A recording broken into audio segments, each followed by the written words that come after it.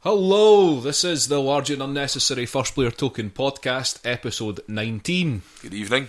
My name is Chris. I'm Euan. And we are sans Pawel again. Yeah, well. He's where did he go this time? Was it Belgium or something? I don't actually know. He's Belgium? He's doing like a tour of Europe, but coming home every so often. Alright. Well, it seems like that. He was trying to repair relations with the United Kingdom. On behalf of the United Kingdom. The Belgium-UK relations are pretty much low at the moment. In fact, I mean, this is an all-time low. I think it's why it's probably sensible to send a Polish guy. Yeah, well, that's it. Yeah. He's maybe just he's just sitting there. What was it they called him? A mediator. Yeah, I think exactly. Is that what he's doing? I can see him mediating quite well. Oh. I think if you just get them all sat around a game of, just put a nice. He could game master the whole thing basically. So make them play Twilight Struggle. Yeah, and basically, push it to sort of the outcome that he wants. Yeah, which could be anything really. Well, knowing that man, could be something pretty twisted. Well, Pawel, we're missing you wherever you are. Whatever country you're ruining at the moment, we're missing you back here. Yeah, come back to us soon and bring some waffles. Well, 19 episodes, June. Yep. I mean, I keep making a big deal about every episode number, but 19 episodes. The fact that it's continuing to go up is still astounding. We'll you'd expect it to start going back down again at some point. Yeah, exactly. Aye. Yeah. Maybe next episode we can do episode 18 again. Well, we start going backwards. Well, that whole Phil Collins bit a few episodes back will just be that'll. Well, I'll look forward to doing that again. Yeah. Actually, let's not bring up Phil Collins again on this podcast. Let's not bother. We'll fit him into our Pathfinder RPG. Nah. That's a good way to... Well, he's a natural enemy to... Who? Peter Gabriel. Peter Gabriel. Yeah, that's the one. Yep. I could see the face. The Peter Gabriel face. Yeah. You're making the Peter Gabriel face. I was thinking about Peter Gabriel, and as I looked at you, sort of Peter Gabriel's face appeared in front of mine in a sort of hologram form. Right, well, I think we're now constantly trying to outdo every introduction on this podcast by making them even weirder than usual. So that may be a new record. Yeah. I'm going to try and keep the nonsense to a minimum. You know, as you can probably hear, my voice is going a bit. I'm starting to sound a bit like Cyndi Lauper. And, I was getting a bit worried I was going to have to do this episode on my own. That's just... I don't know how that would work. Well... It's probably going to happen at some point as well. I don't think I'm going to ever, wreck myself quite as badly as this. Not anytime soon. No, not planning on it. No. Right, that's good. In a long rest. Some say blood is thicker than water. Not mine at the moment. Is that how you're feeling? Kind of jellyish. Right, well, let's move on to something that we actually are supposed to talk about, Euan. Yes. So this is a podcast about gaming. It is. All kinds of gaming. Yes. So not just video gaming, we're talking tabletop gaming, role-playing gaming. Roll up to hear about gaming exclusively. That's what we're here for. So we're going to start off talking about some board games, Euan. We've got a couple of board games in the bank that we played. We have, because it's been a bit sparse over the last couple of weeks. Well, people have been absent, and there's been other things on. But we have got a couple in the bank here that we've been waiting to talk about. So we're going to talk about those. Yes. And one of them's actually a sports-related game, which we're allowed to talk about because Pawel's not here. Because he's just not a sporty man, is he? No, not a sportsman. He wasn't keen on this game. No. We somehow managed to get him to play Time of Soccer. I don't really know how that came about. No, we didn't. Did we? No, we didn't. Who was it we forced to play Time of Soccer? That was John. Oh, right, yeah. He kind of enjoyed that. I don't think Pawel, he might not have sat through that. Pawel would have probably started crying at some point. Right, anyway, so we'll leave the football one because we want to talk about Tribune. I think we've been desperate to talk about this for a few weeks now. So yeah, it's been there. and it is a classic. Really, it's probably one of the first board games I ever played with you. I think it was one of the first ones I bought. I think you're right. It wasn't because it came out in 2007, and I think I did get it pretty much when it came out. And that was roughly, I think 2006 was roughly when my board gaming habit started. So, and it is a habit. Yeah, that's 10 years. 10 years of a bad habit. Yeah. But, and another 10 years on the methadone that's going to get you off it. Well, I like the methadone too much. I'm never coming off of that though. Anyway, enough about my bad habits. Let's talk about Tribune. So the full title of this is Tribune Primus Inter Pares. Yes. I'm not entirely sure what that means in Latin. I thought you were the resident Latin expert. I'm not actually. It's Pawel that's the resident Latin expert. Right. I mean, he can tell you to say all sorts of things in Latin. Usually just awesome though. Primus Inter Pares, a first among equals, apparently. There you go. Really? Yeah, that's Google for you. Right, so this is 2007, designed by Karl-Heinz Schmiel, who you were saying earlier. He designed Die Macher. Die Macher, yes, another game we've not actually talked about, but it's everybody's favourite game about German politics. Certainly does it justice. This is published by, the version I've got is Fantasy Flight, published it. Yeah. And it is, it's pretty high up in the ranking in Board Game Geek. It's overall 337th, which is actually quite high. It does not sound high, but that's actually quite high. Anything in the top sort of 1,000. Well, you've got to realise there's a lot of board games out there. Yeah, there are a hell of a lot of board games out there. So yeah, Tribune. It's a game that we didn't play for literally years. Yeah. Am I right in saying? It's definitely been a long time since you've broken it out. Since we broke it out, and we played it just a few weeks ago because we just thought it's about time we gave this another go. Yeah, definitely. And I've been up for playing it for a while. You've been desperate to play it for years. It's been sort of on the list every so often, and then never gets brought out. Right, go on then, Euan. Tell us what Tribune is. Well, Tribune is your classic worker placement game with a sort of slightly different twist in terms of it's got a structure where you sort of go for certain goals, and there's like a sort of card collection element, I suppose. Like set collection, that would be the thing. So the game mainly revolves around these 7 factions that you're sort of trying to sort of gain control of to get yourself to make yourself Tribune, and there's various ways you can do this. So there's cards for all of the 7 factions. So you've got your I've written it down here as well. Oh, well done. Your now is this legates? Well, I think it was probably legates. Yes, legates. Your plebeians. Plebeians, yes. Your senators. Senators. Your praetorians. Praetorian. Yeah. Your gladiators. Your Patrick Ians. And your Patrick Ians. That's patricians. Yes, patricians. Yes. Sorry, I thought you were just trying to influence a bloke called Patrick Ian. And your Vestal Virgins. The Vestal Virgins. I keep calling them Vestigial Virgins. Vespa Virgins. The Vespa Virgins. Never been on a scooter before in my life.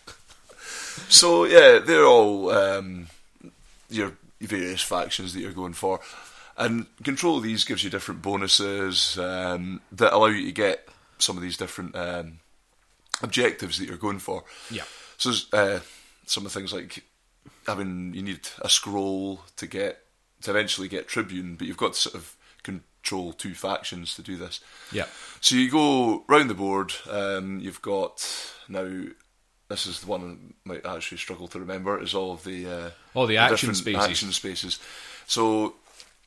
I mean, we don't really have to go into too much detail about that, but generally, because this is a card game, you basically lay a bunch of cards out on the board, but it differs depending on the space they go in. So there's is it 7 spaces? I think there's something like that. Something like that, yeah. And they can be as basic as the first space. I think you just put 3 cards out and you pay a set amount for each for whatever card. So it's is it 3 coins or something like that. And then in the second space, you put 6 cards out face up, and I think they cost 1 coin each. Something. Yeah, I think it might be the other way around. Is it the other way around? Yeah. You think you're right. I think it's the other way around. It's 3 coins each for those ones and 1 coin each for the other ones. But then you get other ones. What's that? You got one where you bid on it. Yeah, that's right. There's ones where they're face down. You don't actually see what they are. but you can I think there's one, is it the Crypt or something like that? It's I can't remember, but there's 5 cards face down in it, and whoever goes in first pays the most money, but they get to take first pick of the cards there. Yeah. So basically, it's just different spaces with different layouts for the cards, and then everybody puts their workers on the board, and then once they've done that, you just go through all the spaces. Everybody pays their money, takes whatever cards they want, and there you go. You actually got your hand of cards. Now, so yeah, when you've one of your actions that you can take, I think it's the last one you actually go through in the round is try to take control of the factions. Yeah. So you'll put one of your workers on that faction area. Yeah. And then try to get a set. So up to two people can sort of go That's for right, this in a round. For each faction, up to 2 people.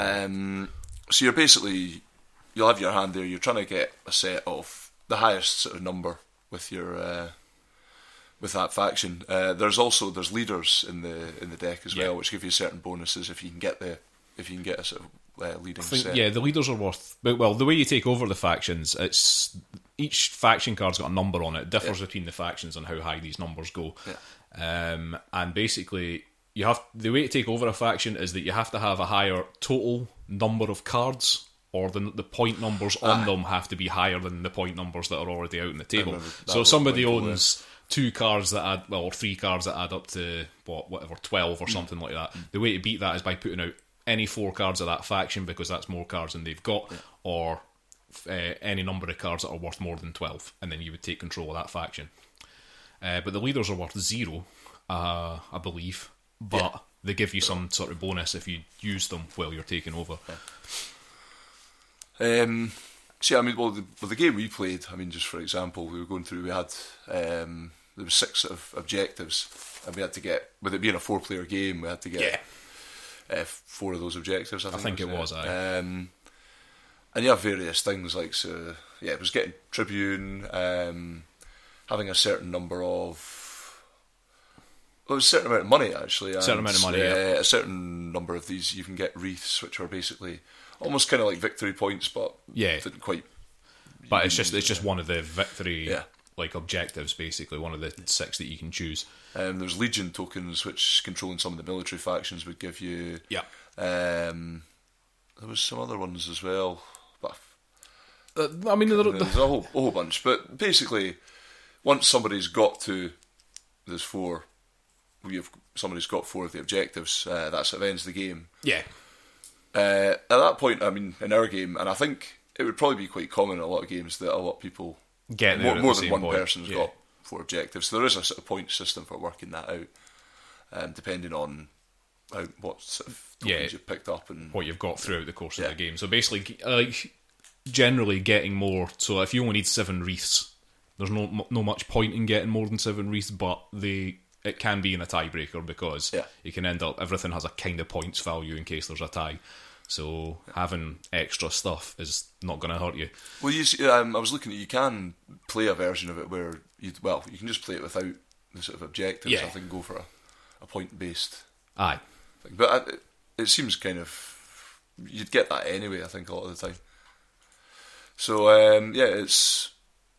That's Tribune. That's Tribune, basically. Well, what's your? What's my opinion on it? What's your opinion of it? One of the things I like about Tribune is it's actually the victory objective things, because there's different. It's not just the same thing in every single game. So you can play different different versions of the game, basically, that are depending on the number of players you have and how long you want the game to be. There are different versions of the game. You can play different victory objectives that you can go for, and I quite kind of like that, and the fact that you don't have to get all the objectives on the card as it says. It's just depending on the number of players, it's you have to get maybe 4 or 5 of these 6 or 7 objectives, and that's pretty cool, because then you can pick which ones you want to go for depending on your current situation, the card you have in your hand, that kind of thing.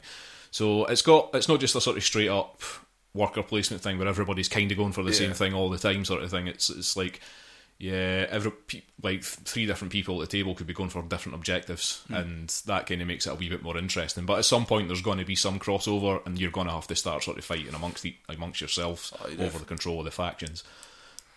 Yeah, because you sort of find a situation where everybody's maybe got one or two to start with, but then you start sort of fighting for whatever it is you're after. I've never really played I can't really think of any other worker placement games that sort of are based around cards in that way.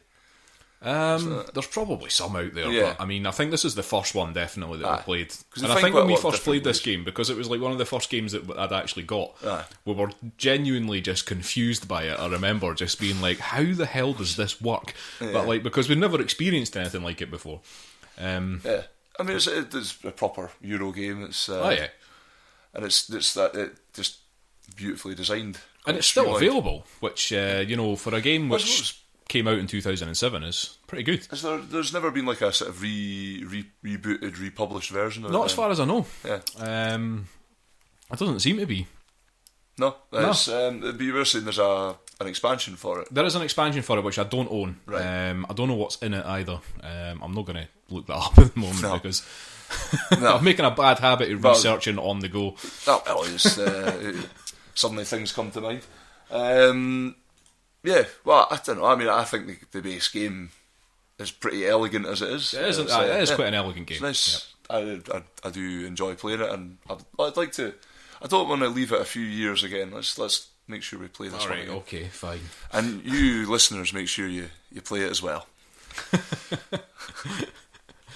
So do you want to wrap that up there, Euan? That's your review my of point Tribune. there. I give it 5. You listeners play it as well out of 5. Right, I'm going to give it 7.3 out of 10. All right, just because I'm lazy and that's the current rating for it in Board Game Geek. Well, and I'm going to go along with that because that actually seems about right. Yeah. That's about Patrick Ian's retainer cost. About 7.3 on the dollar. Yeah. Right. Okay, let's stop being weird about Tribune now. Let's move on to another board game. Let's just rattle through these, you. Yes. So we're going to talk about something which I picked up, and yet another one of my Kickstarter acquisitions, Euan. Yet another one. Mm-hmm. This one is Soccer City, the beautiful game. Now,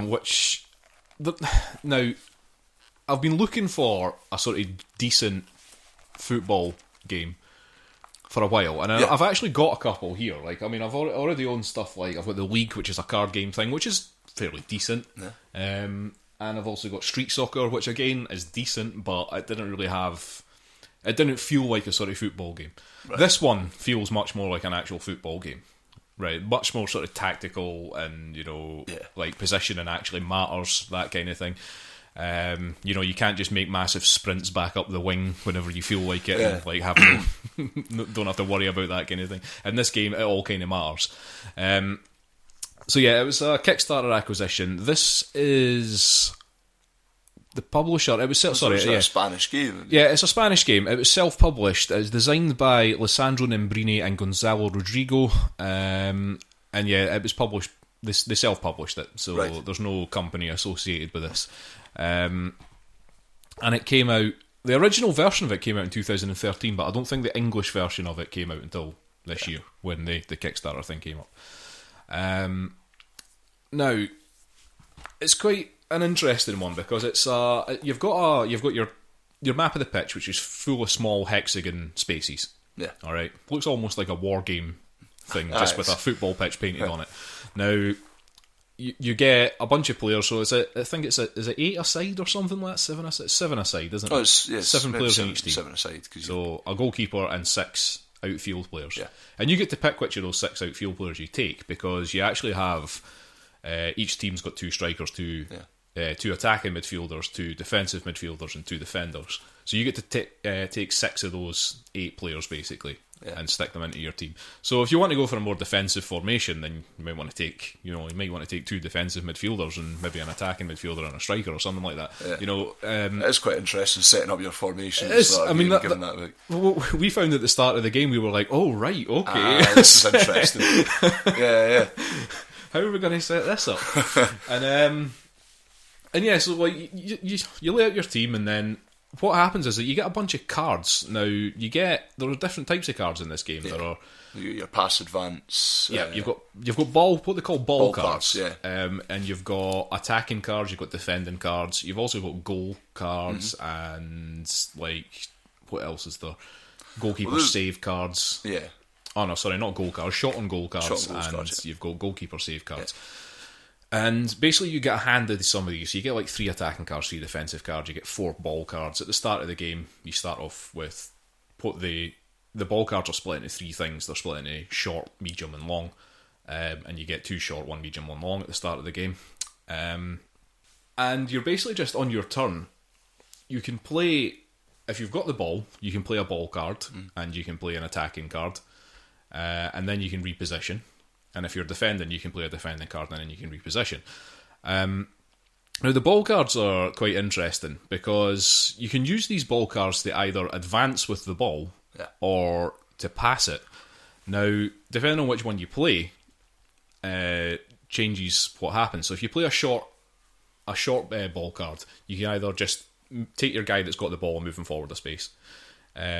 If you decide to use it for a pass, you can pass it up to 4 spaces, I think, with a short one. Yeah. But it has to go in a straight line. Yes. Which is kind of weird. Now, that doesn't apply to everything in the game, but when you're using the ball cards, you have to kick the ball in a straight line. Yeah. So it has to be, obviously, because it's hex-based, there's 6 directions you can kick it in. And the medium cards let you advance, knocks the ball forward a little bit, and then your player loses possession of it, but he moves forward behind it, basically. And the long ones put the ball even further and moves your player sort of behind it. Yeah. And the medium passes are like 8 spaces or something, the long passes are 12 spaces. And again, they're all in a straight line. So if you've got the ball, you've got to play one of those cards, or you can. Yeah. You don't have to. And then you can play an attacking card. Now, that's where it gets a wee bit more interesting, because there's a whole bunch of these cards in there, and you can use them for different things. So each card will have some sort of manoeuvre on it, which, what would they call it? A manoeuvre, a tactic, I think, something that you can do. Yeah, there's a tactic. Well, because there's 2 sort of, there's 2 different ways of using those cards. Yeah. So you've got your, it's the match-up ones, or the kind of contesting the ball. That's ones. Right, aye. And sort of tactics, I guess. Sort of a tactic thing, like a tactical manoeuvre, I suppose you would call it. And it would be like, what are some of the examples, Euan? You can do a 1-2. You can do a 1-2, which they don't call it 1-2 in this game, but I think in this country, give and go. In this country, Euan, I believe we called a 1-2. Yes, cup of tea. They call it a give and go in this. So that's like, for anybody that's not familiar with what a 1-2 is. Basically, it's when you pass the ball to somebody and then sort of maybe run forward a bit, and they immediately pass it straight back to you, and that's a 1-2. And that's exactly how it works in the game. And that's how it works in this game as well. And it's during these things that the passing doesn't have to be done in straight lines. As there are certain rules about whether, like, who you can pass it to, and whether the ball becomes contested if there's defensive players nearby. The term it a close pass in the rules there. If it's called a close pass, then it doesn't have to be direct. Basically. It doesn't have to be a direct line yet. But it will. Often they have to follow certain rules for you to actually play them. That's right. I mean, there's things like I think I used there was the sort of crossing pass card I used quite a lot, which basically allowed you to cross from one side of the pitch to the other. But you had to be within, I think it was within 4 spaces of the touchline or something to do it. Both players had to be, so you could just lob it right across the pitch. It is exactly that kind of thing. It's just like it's passing from one wing of the pitch to the other, which can really, and in the real game of football, that can really break. It can really break down a defence a wee bit, because if that player on the other side of the pitch is not being marked, he's then got space to go. In this game, that also happens, because if you hit that crossing pass and it goes across the other side of the pitch, and I've not got any defenders there, I could be in trouble here, because you could then just start advancing down that line. And but then there are other things you can do. You can do a fast break, which lets you move a couple of players a couple of hexes, which is actually quite far in this game, because the game the build up in this game is pretty slow. For a football game, it's so much more slowed down and tactical. Players tend to only move one space at a time. But the sort of cumulative effect of the way that the rounds work does flow very much like a football game, and I think that's one of the most impressive things about it. It does.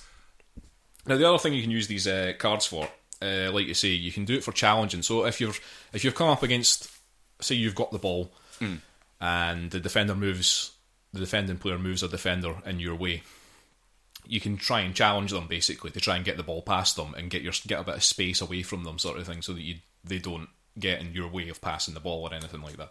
So you can do something like, the cards they've got numbers on them, and they've also got something like some sort of manoeuvre on it. So this example I've got here, the attacking action here is a self pass, right? Which, if the attacker would win this, he moves 3 hexes forward and the defender moves 1 hex in the other direction. Okay. So basically, that's a knock-on, basically. You knock the ball past the defender when they're not expecting it and run after it. The defender also gets to play one of their defensive cards. So here we've got one called Backup, which, if the defender wins, he moves 1 hex backwards, steals the ball, and moves the attacker 1 hex forward, basically. Right.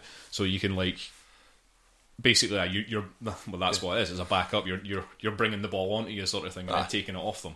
And it's quite cool the way that they've done these things, because these are things that players actually do in real games of football, and they've managed to simulate that really well using these cards. But also, these cards, for example, the self-pass, the attacking action, it beats a slide tackle and cut-off automatically, so the numbers on the cards don't matter at that point. So if, let's use in this example, the attacker had played the self-pass, the defender had played the backup automatically blocks the self-pass, so the defender would win that. Yeah. And there you go, that's how you win. If there's no automatic beating, you just look at the numbers. So if that hadn't been there, the attacker had played a 4, the defender had played a 3, the attacker would win that one and do his manoeuvre. So there's a little bit, and this is obviously done face down, so there's a little bit of sort of, facing off against each other sort of thing, like what's he got, what's he going to do, because a lot of the time the way that they've worked out the cards as well is like some of the lower numbered ones will trump more stuff, so you might try and gamble and try to go for that, because you might not win the matchup if you're just going with the numbers.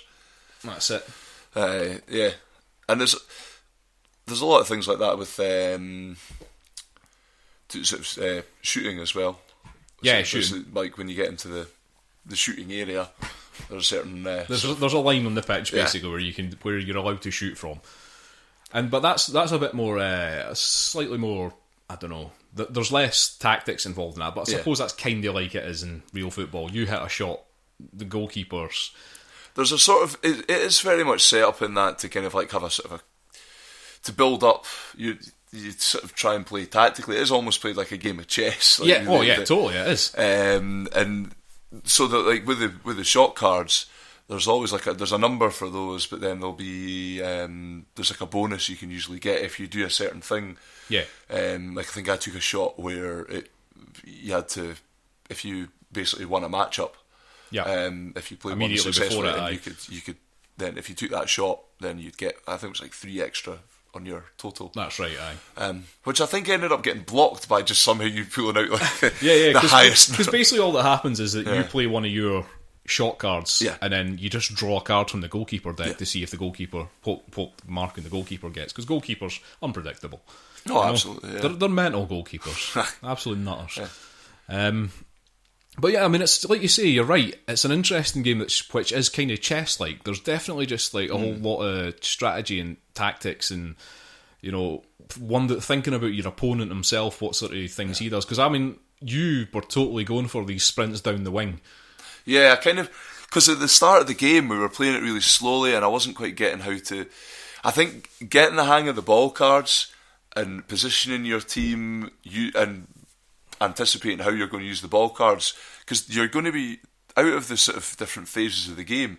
Most of the time, especially when you're attacking, you're basically playing ball cards and then repositioning. Yeah, and it's trying to work out where you can get to, where you can sort of use a more advanced card. I was doing a lot of things where I knew I had enough space that I could Yeah, because if we knocked the ball forward with an advance, even Yeah. if it was a couple of hexes ahead of me, I could get to it and then You move get it on. it before I could, yeah. Yeah. I think we both started to realise that. There was actually... I mean, the repositioning part of the game is basically just everybody that didn't move during the ball or attacking card phase or defensive card phase gets to move one hex. Like, you get to move every player one hex, basically, in the repositioning phase. And there was something that I was realising that because that's such a slow movement of a team sort of thing, sometimes, like, I think towards the end of that game that we played, I was kind of like not actually moving the guy that had the ball, or not moving him far at all. Right. Just like deliberately doing short things and letting the rest of the team just slowly move forward, sort of thing. So that, like, because you can get in a position in this game where you've got one guy that's miles up the pitch and there's nobody supporting him. Like, oh, absolutely. And you find that happening quite and then it just becomes frustrating because at some point the defender gets the ball off you and then you've just got this one guy that's stuck up the pitch somewhere. Yeah. And is offside because offside exists in this game, so which try, is good. Try to get a hang of the offside. I do like that. I do like. Well, that's the thing. You can get yellow card. You can. You can get. There's a tactical foul card. Yeah, there is a defensive tactical foul card. I think you did you not pick up a couple of yellows? Oh yeah, I used 2 of them. I think. I think I got away with the second one actually. Yeah, but I definitely had. We both ended the game with a player booked each. I'm pretty sure. It was a 1-1 draw, I believe. It was a 1-1 draw, and actually we did film it, and we were going to do a time lapse video. Yeah. Because it ended up it was the first time we played it. You'd probably even see in a time lapse video that the first couple of hours of the game were much slower than the last like hour and a half. To sort of sync that up. Yeah. But I'm having slight issues with the video itself. I'm working on getting that fixed. It's not laziness or anything. It's just I don't know what's going on with this program I'm trying to use to edit this video, but it's just not liking it at all. But once I get that figured out, I will put that up. Right in with your tech tips. Yeah, get some tech tips in here. I'm trying to use HitFilm 3. Oh, right. And it's just not liking some of the video formats. It's taking forever to load anything. So, right. Anyway, I think that's Soccer City. I think that's it in a we've summed that nutshell. up. Yeah, I mean it's pretty good fun. I mean, if you're a football fan and you're looking for a pretty decent actual strategical or tactical, whatever the difference is, football game, this is probably the one to go for. It's up there in the top sort of 2-player games, along with Commands and Colours. You think it's up there? Up there with Commands and Colours. Oh well, that's interesting. Yeah. That's interesting. Speaking of Commands and Colours, I finally got around to stickering up all the Napoleonics ones, so we should play that soon. That was my Christmas present to Chris. Yeah, him putting all of his stickers on some wooden blocks. Thanks, man. Right, well, I think that's all the board games we're going to talk about. We've got a couple of video games to chat about after we have a small break here. Yeah. So we'll be back in a second.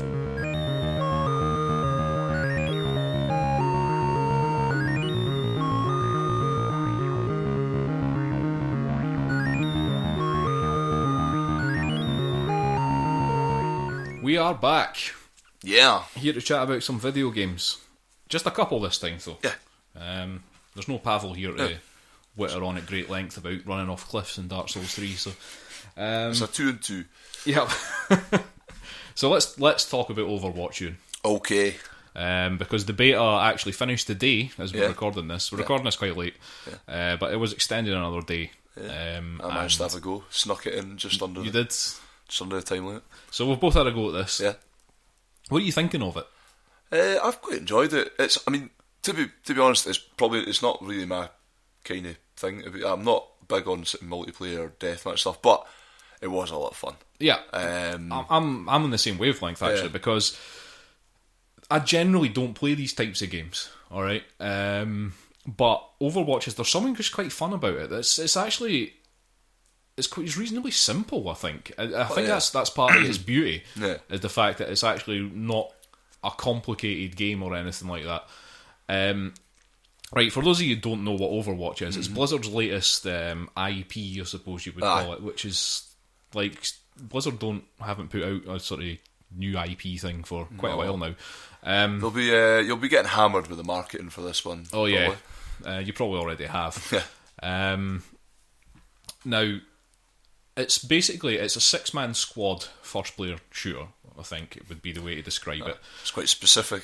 It is. So you're basically just in a 6-man team, and you're going into a game and doing different objectives. It's not. I mean, it's not really a deathmatch thing. So it's not really a case of just constantly killing everybody. There are objectives that you have to complete in each thing, and in the beta, a lot of it's just been attacking points in the map and defending points in the map and defending certain like convoys and stuff like that. Yeah. But it's all very cartoony. It's not like grimdark or anything like that. It's very, robots and... a lot of the characters are kind of daft. Yeah, gorillas in armoured suits with glasses on and, that kind of big, strange Japanese samurai men. Some annoying English woman. Yeah. Large shielded Teutonic knights. And, yes. It's all very, just a bit colourful and, bit silly, bit cartoony. So you pick your character, and each character plays differently. So the characters are split down into 4 different types of character. So you've got things like your support classes, which do healing and things like that. You've got defensive classes. You've got very much attacking classes. I can't remember what the 4th one they actually call it, but... should have probably looked that up. Yeah. I mean, I wasn't really paying too much attention. I knew kind of what they did. I know. So, I think that's the thing, though. You kind of went in, and it does give you this little tip at the side. It's like, your squad is not balanced. It's just, you've got too many of this. You do get messages about imbalances in your squad, and you tend to find you just ignore them. Yeah. Well, teams do tend to ignore them. I always end up feeling like, for fuck's sake. Aye. Fine then, I'll go the healer. See, I wasn't even thinking about that. I was just like, I wasn't about to start going a healer, to be honest. Well, to be honest, right, I did some quite good healing. Okay. And I actually ended up quite enjoying doing the healing for a while. So yeah, you'll make up your squads, you'll get messages telling you that your squad's in balance. Everybody will ignore it because everybody's 12 and just wants to go You've got Reaper. Yeah, everybody wants to go Reaper because he's got a skull mask and he crosses his guns in front of his chest. And that's what 12-year-old boys want. That's what they want to see. So there'll be a lot of Reaper going about the map. But you get launched into this, and every character plays differently. So you've got, let's take Farah for example, or Farah, or whatever you want to call her. Faraj is an armoured up right wing militant. An armoured up woman who has got wings and stuff. And she's got like a sort of jetpack style thing, So you can use her to use her jetpack to boost you up into the air. She's got a rocket launcher, so she'll be firing rockets about the place, and she can do a couple of other things. Every character's also got a special ability, so her special ability is just to basically unleash rockets at a ridiculous rate. And then you've got other characters that'll play completely different from her. So I've got the person I was doing a whole shitload of healing with was Mercy. Right. Was my favourite healing character so far. So she's a sort of like almost an angel type character, but not really an angel. She's just got big white wings and that kind of thing, And she's got a big staff. She's pretending to be an angel. Yeah. So she's actually just a nurse. She's don't know why the pretense. She uses her staff for healing, so you can point at somebody on your team and heal them up just by left. Well, I've been playing on the PC, so I'm left clicking for that. But if I right click with the staff, it makes them attack their attack even higher, sort of thing. So you can buff other people on your team. And her special ability is to revive people that have died instantly where they are, instead of letting them respawn. So that's pretty useful. She's also got a gun that she can use. Found that I was actually killing a few people with Mercy as well. So even if you are a healer, you've got, if needs be, you can go out and start shooting people. And you've got other things like your tank classes, who some of them can put up big barriers and stuff like that.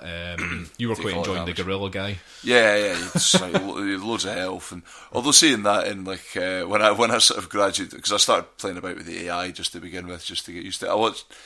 You do still do with like other players against the AI, but then I went on to sort of like PvP matches. I was getting killed pretty quickly, even with all that health. But you were playing on the PS4, weren't you? Yeah, I was. See, I mean, I've always maintained that these types of games should really be played on PC with a mouse. But yeah, the first person shooter does not favour the joypad.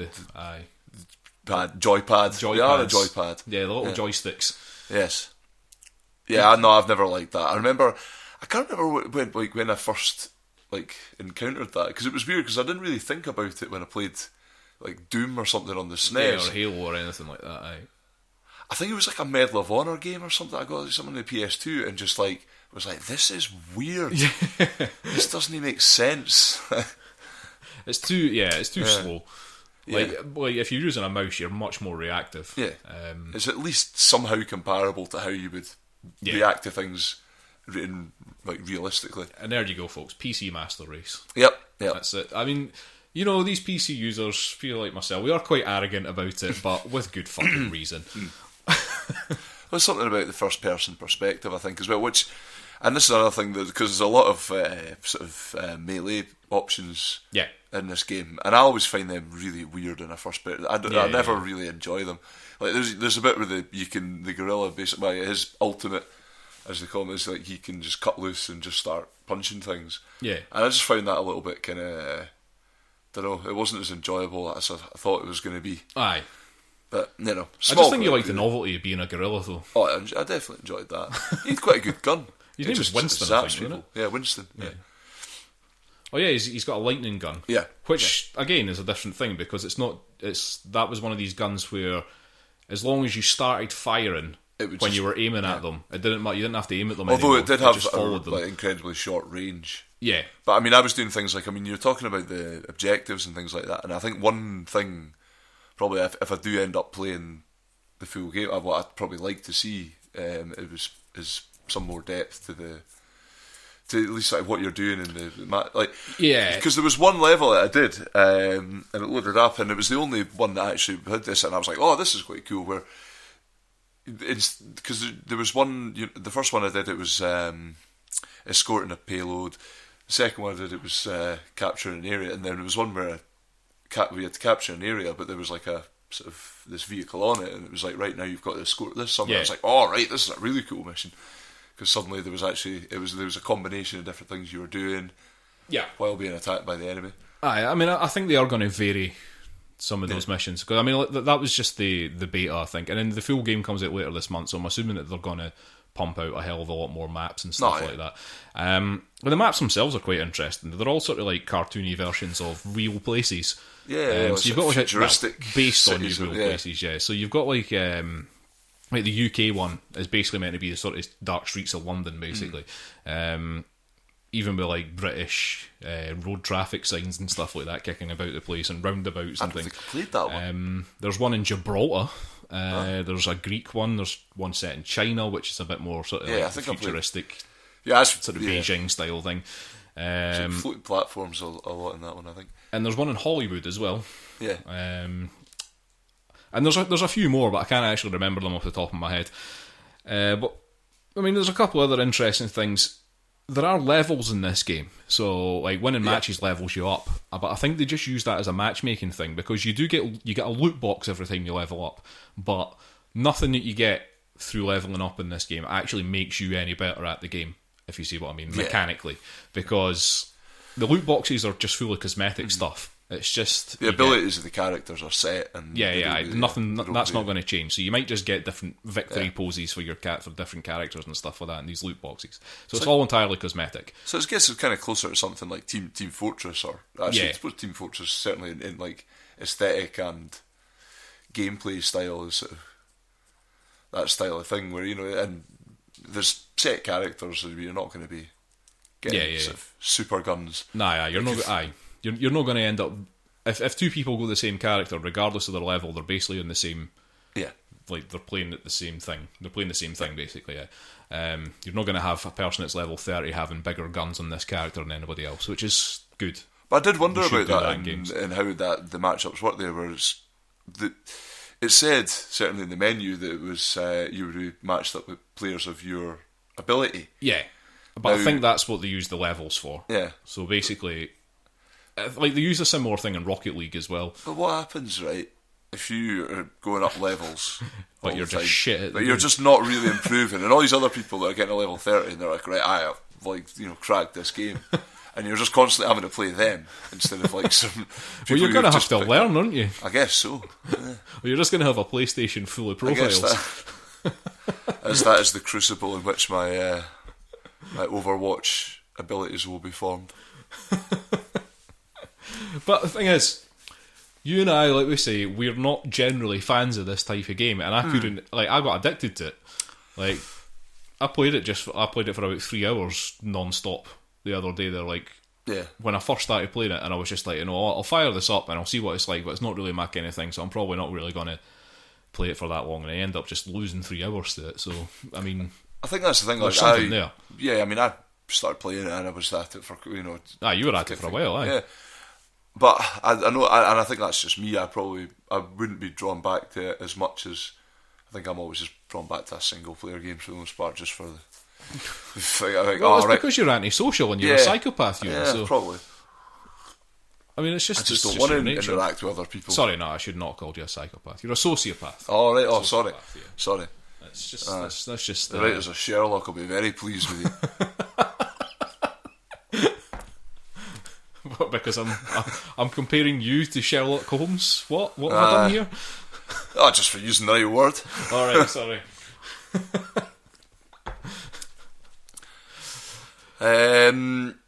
Yeah, Overwatch. Are you happy with that, Euan? I am happy with it. Yeah, no, like I say, it's a good enough game. It's just I can't. I'm not going to rhapsodise about it because it's not. Well, I'm thinking I might actually pick it up. Yeah. Because it comes out. Hang on, I wrote this down somewhere, and I don't know what I've done with it. It comes out May the 24th, and it is on Windows, PS4, Xbox One, and it is by Blizzard Entertainment. So I probably will pick this up. I think maybe not straight away. We'll see how we'll see what the cash money situation's like. But if Blizzard are listening, this is a podcast. We can talk about this. We've been talking about your game. Yeah, I mean, you feel like you owe us something now. Giving it the thumbs up. You've kind of given it a lukewarm rating, but I've been you've ruined my chances of getting a copy of this game. I was delighted to play it, and I also will pick up a copy if this is the sound of my fingers rubbing together. We give you the thumbs up, you give us the thumbs up, if you know what I mean. Right, excellent. So now that we've lubed up Blizzard a bit, let's move on to something else. We're gonna actually, this is a game that you've not played. Well, no. So I've actually barely seen you play this one. Yeah, it's something that I've spotted on the PlayStation Store when I was perusing it the other day there, and it's Alienation. Okay. Which is a game about aliens. It's not a game about walking away from society and living in a cave or anything like that. Now this is a multiplayer sort of PlayStation Network game, which is set in, I don't know what you would call the near future, maybe, which like aliens have invaded the Earth and they're all over the fucking place. So you play in sort of different areas of the world. Right. It's an isometric thing. So it's, the way I would describe it is that it's Helldivers. Remember Helldivers? Oh, yes. Meets Diablo. I remember it well. Diablo. Oh, it's kind of that's the sort of feeling I get from it. And actually, I used that description when I was talking to somebody else about it, and they were like, "Yeah, that's exactly what I thought." Right. So it's Helldivers meets Diablo, and the way that it's a sort of shooter game where you're using your sticks. Basically, one of them points in a direction. Yeah. And the other one moves your character, so you can sort of shoot and move around at the same time. Very much like Diablo. Then. Yeah, pretty much like Diablo and like Helldivers. I suppose Helldivers uses the same thing. But I mean, it's kind of like it's basically Zerg Rush constant. It's just like there's just constant shitloads of aliens everywhere. Okay. So you're just walking about this map, just shooting the shit out of them, basically. So this is like a bit like sort of Helldivers or Diablo again. Yeah. I mean, it's quite interesting. You can play it single player, but you can play with up to 3 other people. It's cooperative, obviously, and there's 3 different classes you can choose from, and one's just... In fact, I think they are just called Tank and Healer, and I don't know what the damage one's called, but it's basically just a DPS class, basically. DPS class, guys. I've played through most of the single-player thing. Well, I've mostly played it single-player, sorry, as the Tank. Yeah.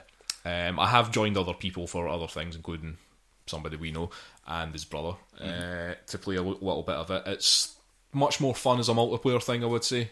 I say I definitely enjoyed it more as a multiplayer thing, and I'm probably going to have to go back to playing it multiplayer for this very last level, because generally in this game, well, through the whole game, if you die, you just respawn, and you respawn back at a certain point. You can sort of like get these checkpoints and stuff like that you can manually like activate.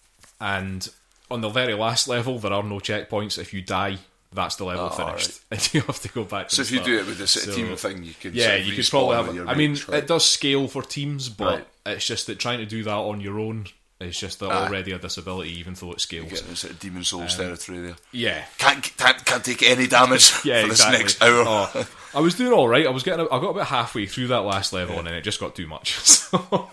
But you can change like the difficulty and stuff on this as well, so you can actually do a totally challenging mode and like a much more hard mode, or you can leave it on easy mode, and it basically just scales the levels of the enemies up a little bit more. Alright, so is there like a campaign to it? Yeah, there's a campaign. So there's a 28 level campaign, but this is the kind of thing. It's like Diablo in the way that you will just play back through the whole thing again and keep unlocking stuff and leveling up and blah blah blah. Because the unlocks in this, there's not a lot of things that you pick up in this game, alright?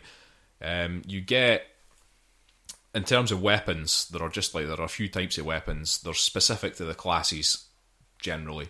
You also get secondary weapons, which aren't specific to the classes, and you get a sort of a tertiary weapon, if you want, which is kind of like a grenade or something like that, or a mine, or a boomerang, actually, which is fucking excellent.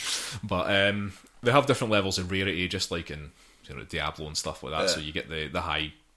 The most rare ones are the ones that do the most damage and stuff, but you also pick up things that are very much like gems in Diablo, that you just lock into your weapons. The weapons have got different slots, and you can sort of put them in, and they maybe increase your damage or your fire rate or your ammo capacity, that kind of thing. So that's quite interesting. You can level up these gems as well. If you get like 1 level of gem, you can level up those 3 up to 1 of the next level, and you can keep doing that, and then obviously they just get more and more powerful. I mean, the thing is, you're basically just wandering about levels. There's different objectives to do, so you're just wandering about, and you might have to go and destroy some bug nests or something like that, because this is aliens stuff. So you might have to go and destroy some bug nests. All on one planet then, or do you go to? It's all on Earth. All on Earth. Aye. Also, you're trying to wipe out these aliens. Yeah, you're trying to wipe out these aliens, basically. But at the very last level, you go into their mothership and take that on. But so you're just walking about. You're doing different objectives. You might have to go and kill some boss or something like that. But there's like mini bosses kicking about the map as well, so you can go and fight them.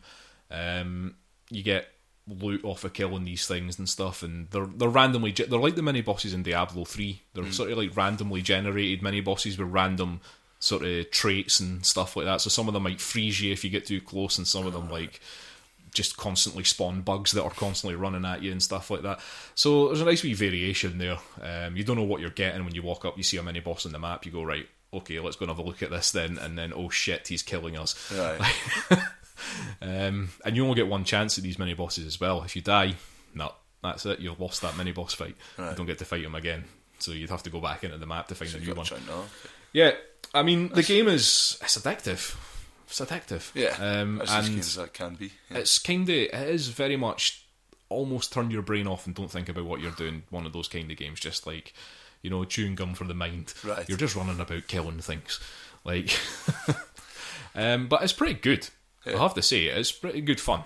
I would recommend it if you're looking for something that's got that same sort of feel as Helldivers or Diablo. Something that you can play with your mates, and something that isn't as heavy as either of those games. I mean, Helldivers is nowhere near as heavy as Diablo, and this game's even lighter, I would say, than Helldivers. Really? Yeah. All right. I think in Helldivers there was a lot more like you had to get the right mixture of you know, the things drops, that you can call in, the drops and stuff like that.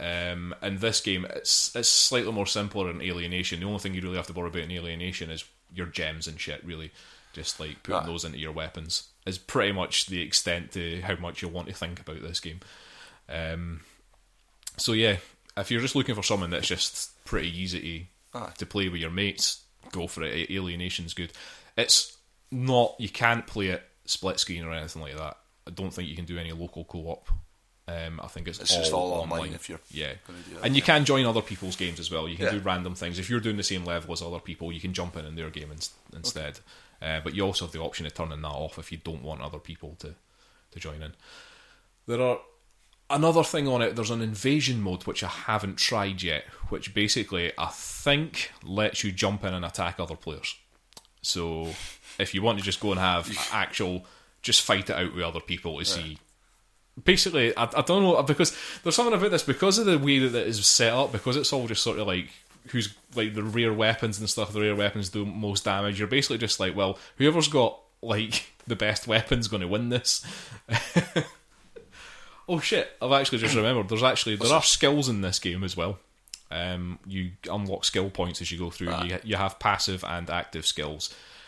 On the tank, the class that I'm playing, one of the things you can do is you can put up a shield barrier, or you can pummel people, and you can actually get life leech and stuff like that using some of these skills. There's not a lot of these skills. There's three passive and 3 sort of main ones, and you can level them up to do different things. But like I say, it's only like 3 of each type, so.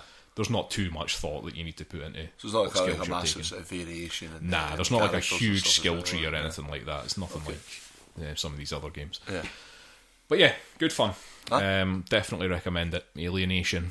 PS4? I think that's PS4 exclusive. Really? And it came out on the 26th of April. And it's made by Housemarque, who are a Finnish team. I wonder if they know the Housemartins. Probably not. No. I don't think anybody really knows the Housemartins anymore, Euan. No, these days. You don't see a lot of Housemartins on the top of the pops. You don't. You don't see top of the pops anymore either, though. Right. I think that's wrapping up the episode there, Euan. Certainly is. That's been... Oh, nice. We've managed to keep that under an hour. Good for keeping up the practice of discussing the length of the podcast. The end of the podcast. I mean, I'm always stressed out about it because they have been quite long recently, so it's good to get a shorter episode in. Just really get an engineer in or someone just someone to sit in the corner and just wrap it up, lads. Really, that should really be my job, but half the time I'm too distracted. Well, there's a lot of things to be looking at. You got a computer in front of you. That's it. Well, that was episode 19, Euan. 19? So... No, 19. Next episode will be 20 episodes. Yes. That'll be 20 episodes. And that'll be getting on almost a year. Coming up in... When was it? September? So, I think it was... Yeah, August, September that we started. Yeah. So we'll be... So yeah, we will be coming up. We'll be due an anniversary. We'll be due an anniversary later. But that's still a few months away, Euan. Fair enough. But, 19 episodes in, can I just ask one favour, Euan? Which is, for the 20th episode, will you put some fucking clothes on for a change? That's 19 episodes that I've just been polite about you sitting there naked. So I'm wearing biscuits.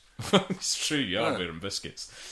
All over yourself, exactly, you fucking mess of a man. Well, I say I made a coat, I just kind of laid them on me and I used a bit of honey to sort of stick a few on, and then the other ones just stuck on my sort of melted the chocolate. They stuck to each other. You've taken that too far, man. Yeah. Well, I hope you enjoyed that rivet and outro there. Imagine my biscuit suit. I say from now we've got a competition if we can make the outro weirder than the intro. I think we may have succeeded. Well, that's what these intros and outros are for. Yeah. Just to get out all the crap before you go back to your nitty-gritty of life or talking about board games on a podcast. Right, well, thanks for listening, people. Will we rattle through the social media stuff, which I've now had to write down because there's that much. There's a lot. We have a lot. We're overexposed. Yes. Should have said probably nearer the start that we are part of the Podnose Network. Yes. Which is a network of podcasts, believe it or not, ranging from everything to everything, basically. Like, you'll find something on there that you probably want to listen to. You can email us at firstplayertoken@gmail.com. We are on Facebook, so the Large and Unnecessary First Player Token on Facebook. On Facebook, yeah. At Facebook. Just search for Large and Unnecessary. Yeah, it will come up. Yeah. On Twitter, we are at First Player Token, so that's at 1ST Player Token, not the word first. At 1ST. And we are on SoundCloud, iTunes. We have a YouTube account, which there are videos up on. I can't remember what the most recent one is. Oh, I put up one of me playing Murdered Soul Suspect, where I was trying to get inside my body at one point, and it was just fucking hilarious. So I couldn't not said put to that watch up. that. I've been interested in how you would deal with a game like that. And my Twitch... Well, speaking of which, yeah, my Twitch account is Unnecessary Chris. So if you want to find me on Twitch, it's Unnecessary Chris. That's one word. And I think that's it.